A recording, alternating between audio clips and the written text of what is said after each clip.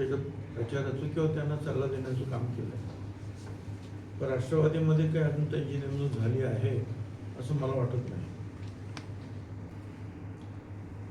ठीक आहे ना, कारण बाहेर ज्या विरोधी पक्षात राहून आपल्याला जे काही बोलता येतं ते सगळंच काही जे आहे सरकारमध्ये राहून ते शक्य होतं सगळं करणं असं नाही.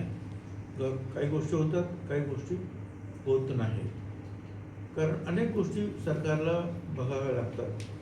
वेगवेगळे जे घटक आहेत, वेगवेगळे समाज आहेत, वेगवेगळे प्रश्न आहेत, शेतकरी आहेत, कष्टकरी आहेत, विद्यार्थी आहेत, महिला आहेत, या सगळ्यांचा प्रश्न जे आहे सोडवताना जे आहे कुठे थोडंसं जरा समतोल राखणं जे आहे गरजेचं ठरतं. ते तर खरंच आहे की नाशिकमध्ये खड्डे खूप पडलेले आहेत आणि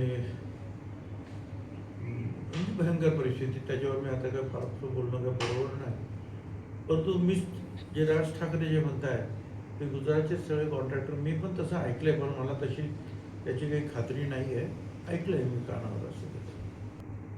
परंतु भागवतांनी जे निदान पुढाकार घेऊन बोलायला सुरुवात केली विद्यार्थ्यांबरोबर, त्यामुळे विद्यार्थ्यांचे प्रश्न जे काय आहेत ते सुद्धा लोकांच्या समोर येतील आणि कोणी कधी या बाबतीमध्ये पाऊल उचलावं हे ज्याने त्याने ठरवायचं असतं.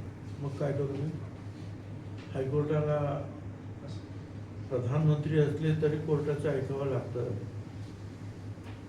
आणि कोर्टाने काही विचार करूनच ते ठरवलं असेल ना. आणि काय करणार आहे ते आता कळेल आपल्याला.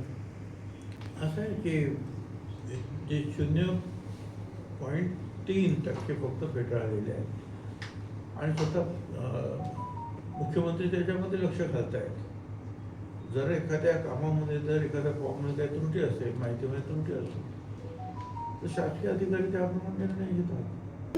रेस्टॉरंट वर्मा पॅलेस, येवला कोपरगाव रोडचं आकर्षण. Restaurant Verma palace, luxury rooms, multi cuisine restaurant आणि भव्य banquet hall, AC rooms, terrace garden आणि स्वादिष्ट जेवण. एकदा भेट द्या.